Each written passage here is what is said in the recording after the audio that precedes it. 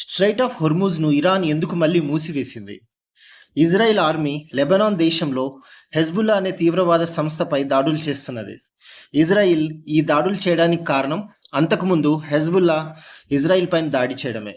హెజ్బుల్లాపై Israel దాడులకు వ్యతిరేకంగా Iran straight of హొర్ముజ్ను మూసివేసింది. కానీ అమెరికా మాత్రం స్ట్రైట్ ఆఫ్ హొర్ముజ్ తెరిచే ఉందని చెప్తుంది. ఈ అన్సర్టెన్ కండిషన్స్ వల్ల ఆయిల్ ధరలు మళ్ళీ పెరిగే అవకాశం ఉంది. ఇరాన్ ఎందుకు ఒక రోగ్ కంట్రీ?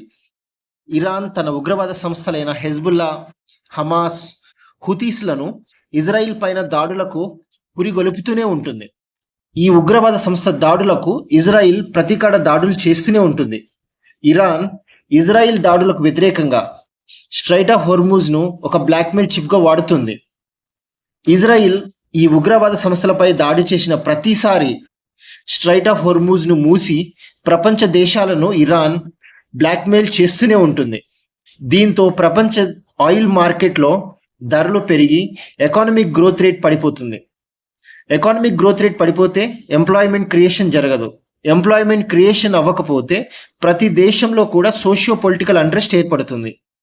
దీనివల్ల ప్రభుత్వాలు పడిపోతాయి.